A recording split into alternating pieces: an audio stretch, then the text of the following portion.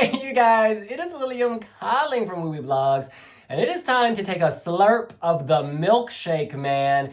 This is the song from Go-Jo, Australia's Eurovision 2025 singer, Devon. Hey, you guys! Hey, William!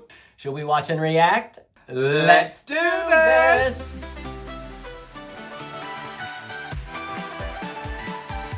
Sweet, sweet, yum, yum. That is the rhythm, and those are the words of Go-Jo and his song, Milkshake Man. The Australian broadcaster SBS, they are super excited about this entry. They point out that in 2023, Go-Jo was the 9th most streamed Australian artist in the world. And apparently he gives out free broccoli. Yes, free broccoli at some of his concerts. Here's a quote from Go-Jo. The Milkshake Man's purpose is to inspire people to embrace the loudest and proudest version of themselves, and I can't think of a better place to share that message than the Eurovision stage. It's an absolute dream come true to represent such a beautiful and diverse nation, and I've never been more excited to share my art and vision with the incredible Eurovision fans around the world. The song is apparently encouraging people to unlock the brightest, biggest, boldest version of themselves. Here's one lyric. The shake is not a drink, it's a state of mind. It's a secret superpower you were born to find. So this is all about how self-expression is something you need to unlock the state that already exists inside you. Very sweet. All right, we are hitting play. Ice Cream Man, Gelato Express. That milkshake truck is already bouncing. Oh my god. Very telegenic. He is serving dairy. This ain't a milkshake, it's a protein shake. Do you see these arms? And I am lapping it up. Oh my. He's offering to show his banana? What's he bouncing on? Girl.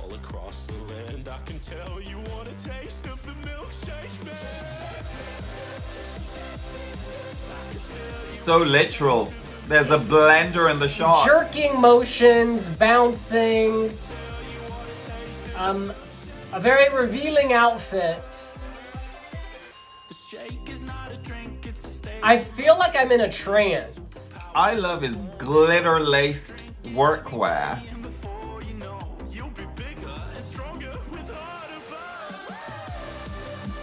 Oh. You know, I'm really craving a milkshake. Oh my god. Oh, creme brulee! Girl, I love it! Shaking his milk. Creme brulee, that is.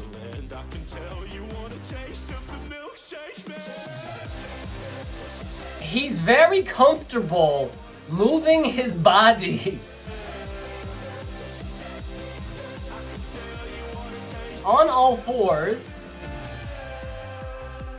This is like a madcap circus. Oh. Vous parlez français. Yum yum. Yum, Yum, yum. yum. Yum yum. Yum, yum. Yum, yum. He's sort of giving serial killer.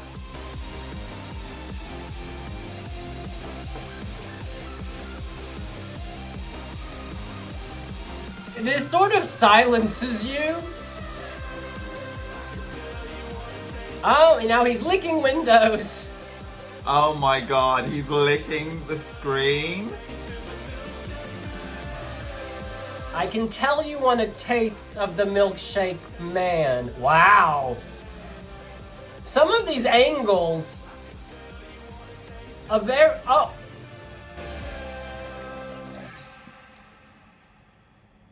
Okay. Now, usually in these reaction videos, I sort of talk the whole time, but this had my jaw on the floor. It had me biting my lip. Taking in the Milkshake Man is taking in a lot. This feels incredibly Australian. It's got this tongue-in-cheek humor. That tongue is so far in the cheek, it's coming out my flesh. It's naughty. is a little dirty. It's a little inappropriate, and yet it's somehow lovable and endearing and sweet, and you just want to watch it again. When I heard the leak, I was sort of rolling my eyes like, what is this? But seeing the visuals and seeing the way Go-Jo encapsulates Milkshake Man, the way his hips gyrate, the way he bounces in the seat, the way he sort of makes that milk cocktail, you just want to keep watching. It has a very theatrical quality. Like, I think about the Rocky Horror Picture Show or, Hedwig and the Angry Inch. You could hear this on a big theater stage in the West End, on Broadway. But you could also hear it on the radio. I think it's speaking to lots of different genres. It gives me a psychedelic vibe at times. Now, I've never done ayahuasca, but I imagine that if I did, I might see some of the colors that I'm seeing in this video. I think producers and indeed Go-Jo know they have a lot to work with how telegenic he is, how physical he is. And these camera angles are placed in very strategic places. So you sort of see him working with all of his assets. This is a TV show, and indeed how you move your body, how you control your body, what you suggest with your body plays a role. This is worth every calorie. This is I was gonna say good TV. This is good TV. This is like a little movie. This is a madhouse. It kind of reminds me of American Horror Story. Like some of the visuals in this, is this a caravan, this ice cream truck? You could just see the Ice Cream Man. Ice Cream Man's a little scary. As a general rule, they creep me out. Playing that sinister music, ding, ding, ding, ding, ding. I'm always like very wary. What's that TV show, Happy Valley, where they deal drugs out of the back of the ice cream truck? Anyway, this ice cream truck gives me that kind of freaky, I don't want to go anywhere near it vibe. But once you're inside, my goodness, I'll have what they're having. Also, this mustache. Giving us 70s porn stash, making it fit for today. I applaud the reference to the past. The motto of life is you have to use what you have to get what you want. Ultimately, if you want to appear in the grand final of the Eurovision Song Contest, it's more than just the song. And here I feel it is particularly evident. Marty Zambotto is a sex symbol. He looks great. He's so telegenic, and his agility is stratospheric. And he can sing, because Mrs. Hollywood, by the way, which went viral, is a song that I love, lives on my playlist, and I'm all about it. But Milkshake Man? Wow, okay, that just went in a completely different direction. Australia typically send very serious entries. Australia is known for its hallmark of quality. Even at Junior Eurovision, they tend to send entries that are very sort of solidly radio play and very serious. Exceptions, of course, do exist, Kate Middle High Key, but they've never really sent a joke entry. Not by my characterization anyway. This feels like it is leaning in that direction. I'm all about losing yourself in the cosmos of having fun. But I think ultimately, though, you want to you want to peddle respectability along with it, particularly if you're flag bearing, right? You are saying Australia, my country, which is practically a continent. Are you telling me this is the best song to emerge from that? I'm not so sure. I do love the artist. I don't care for the song. Even with regards to memorability, this is sufficiently memorable. I want to go with the Milkshake Man. Or did I just imagine that? Or is that my desire? Even as far as milkshake songs go, I think Elise is still firmly seated at the top of the league board on that one. My milkshake brings other boys to the yard, damn right. It's better than yours, damn right. It's better than yours, I can teach you, but I have to Listen, Eurovision 2025, I'm starting to feel a sense of disconnect from the contest, to be real, because With the notable exception of supernova entries this year that really I felt really stepped up, a lot of the entries have been a dial down, you know, like, yeah.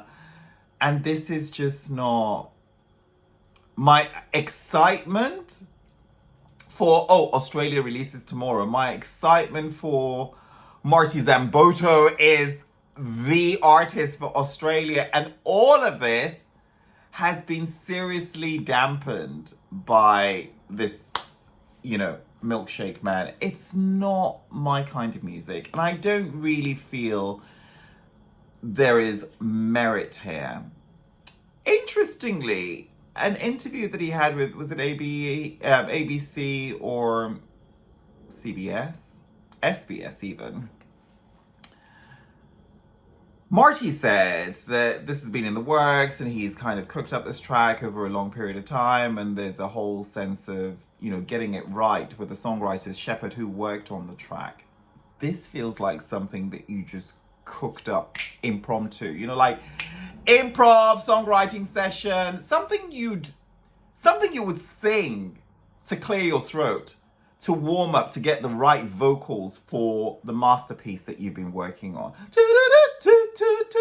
Almost like it's like a warm-up vocal exercise. It doesn't seem like this is an actual song. And the ice cream jingle at the start just kind of leans into this echolalia that doesn't really cook up any kind of, songwriting craftsmanship. And yeah, I don't know. I think the strength of this will be in its live delivery. I've just stolen that from William Lee Adams, his favorite line. But I think it applies here because what Marty Zambotto does live is actually quite compelling. He's a great dancer. He's got that, he can sort of break down and, body pop in a way that is breaking convention and mimic the carrying of instruments like a ukulele, a guitar, and his vocals are really, really good. Oh, and boy, does he bring guns to the stage. His fitness routine is on fire. I'm all about it. Now, reading that SBS press release was all about empowerment, discovery, being bold, etc., etc. We all know these lyrics are nasty. We all know that this is tongue-in-cheek innuendo throughout, and it's coming in, and it's participating in the second semi-final alongside some other acts that sort of lean towards the 18 plus. You have Finland, Ishkoma from Erika Vickman. You have Kant from Malta. They'll perform alongside Austria, Lithuania, Armenia, Montenegro, Greece, Ireland, and Latvia. And then in the second half of the semifinal, you've got Czechia, Israel, Malta, Finland, Denmark, Luxembourg, Georgia, and Serbia. Now, obviously, producers could be real funny and put Australia 8th in the running order and then follow that up with Malta and Finland, giving us Milkshake, giving us Kant, giving us a woman singing I'm Coming. Now, this is a lot to take in. I think that Australia is the most overtly sexual. Like Ishkoma, yes, she says I'm coming, but the staging we saw at UMK from Erika Vickman gave me more of a Freddie Mercury vibe. It gave me more of a big rock concert feel. And even if the microphone became a metaphor for the penis and she stands on it at the end, kind of proclaiming her emancipation and power, I feel like the Australia lyrics, which frequently reference cream, milk, there's a reproductive fluid quality to all of this. Taking sip, slurping, we can read between those lines. It's much more overtly sexual, the Australian song. However, I think that it's hidden in a way because you get lost in the sounds and the swirling, the soundscape of it all and the visuals, that if you're not paying attention to the lyrics, you'll just think it's a man serving gigolo, but you wouldn't necessarily see how much gigolo he was giving. Whereas Malta, beyond the bouncing on the pink balls, I don't really view that song as sexual at all. Yes, it's a play on an offensive word that refers to anatomy, but it's not sexual. In any case, I like this. To cut a long story short, I like this. My ear is itching because This makes me feel so many things, and I actually need just to spend some time with myself and figure it out. I want to read some comments from the Wee Wee Blogs website. This is Effie Themios. It's retro. It has some synth, it's electropop, it's fun, it's a banger, it's a masterpiece. This is so up my alley. I will vote for the Milkshake Man in May. The true question is, can a song really be considered as a joke entry when it's visibly trying to offer musical quality? Yeah, the lyrics are kind of trolling, but I'm struggling to instantly spot sexual innuendos in the song. At first glance, someone would really think that the Go-Jo is actually singing about milkshakes. It's not like Ish Coma, where a translation of the lyrics instantly shows sexuality surrounding the song. Milkshake Man is as Australian as it can get, both in terms of music and visuals. I love the entry, and it's currently my second place, almost tied with Latvia. Well, dang, that is an endorsement, but Effie Themios, hunty. This song has sex written all over it, particularly in the delivery, the visual delivery from Go-Jo. You know, we all know why that ice cream truck is bouncing. TJ Cat says, I don't mind this. It gave me a cheery feeling, probably not top 5. I'm So Fab says, you know ESC is going downhill when even Australia sends joke entries. Cooper says, people calling everything a joke entry is the new mellow reject complaint when they can't themselves figure out what to complain about. This year, everybody has been called a joke entry, seriously doubting the mindset of some people who can't tell what really a joke entry is and what is kitsch or camp. By these views of yours, Austria 2014, that's Conchita Wurst, is a joke entry to you. Very interesting comment. I don't view this as a joke entry. I view this as a camp kitsch entry. I think a joke entry is sort of devoid of nutrition, whereas this is giving us a visual spectacle. This is giving us musicality. This is giving us retro. This has a point of view. Yeah, I don't consider this a joke because there's substance, and I'm not just talking about the cream. Nick C says, humor is good, but I fear they, Malta, Finland, Estonia, and Australia, will cancel each other out. Nevertheless, I like the retro feel this one gives. Question there, espresso macchiato or milkshake? Macchiato in the morning, milkshake after I eat? Marty McCoo says, musically it's good. As a song, it's quite good. We can discount any song in this genre going to win, so Australia, Estonia, Malta, Finland, forget it. Because there are too many of them now, and the votes will be split. My concern is the connotation and use of the English language in a song. It's becoming no more than vulgar. Malta, Finland, and now Australia. I think the EBU really needs to rethink its rules with the use of language and the connotation of lyrics in a song. Safeguarding the very young people is essential, and when you're a parent, the wonders of the internet can be a nightmare and also unsafe. And what keeps coming back to me, I thought this was a family show. Kaz says, a lot of people are calling this another joke entry, but I don't feel that's correct. I think it's a fun song, an upbeat song, a song that has a bit of retro feel to it. There is nothing wrong with music that doesn't take itself too seriously. Yes, you can have songs that make you ponder the meaning of life or songs that break your heart, but you can also have songs that make you smile and ones that you just want to shake your booty to. Personally, I love this one. Drob says, Australia has crossed the Eurovision Rubicon. Since our 2015 debut, we've played it straight. Serious songs from serious artists, like we had to justify our spot on stage. Not anymore. Milkshake Man is our declaration. We're here to stay, where camp is hell, and we will not apologize. If you don't like it, enjoy the view looking up at us from the bottom of the leaderboard. Dang, Drob has some passion. Andrew Brown says, okay, we have serving Kant and Ish Coma. Now someone else is also coma down under. Get it? Or with his milk all over you. Of the specific joke entries this year, this is not the best. That said, it's also not the worst entry. Get it? Tommy Cash has it in the bag. Now I'm going for a lay down in a dark room. Hector says, I don't know. I don't dislike it, but it feels like a novelty act more than a serious proposal. It tries to go for the cha-cha-cha and Europapa effect, but it falls too middle of the road.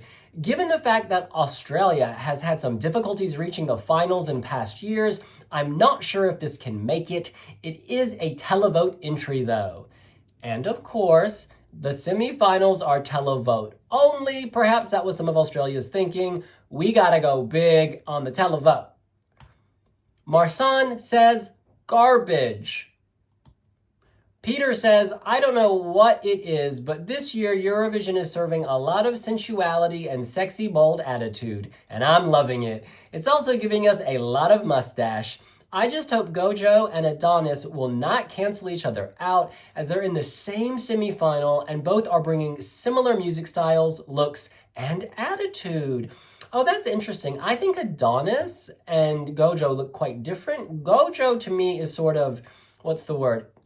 He's a bit more stacked, whereas Adonis is going for a leaner look. And I think that Adonis's song is in no way gonna fall into joke category. Like, there's no ambiguity. Adonis is not sending a joke entry, whereas as we've read from these comments, there are readers who think that Go-Jo is.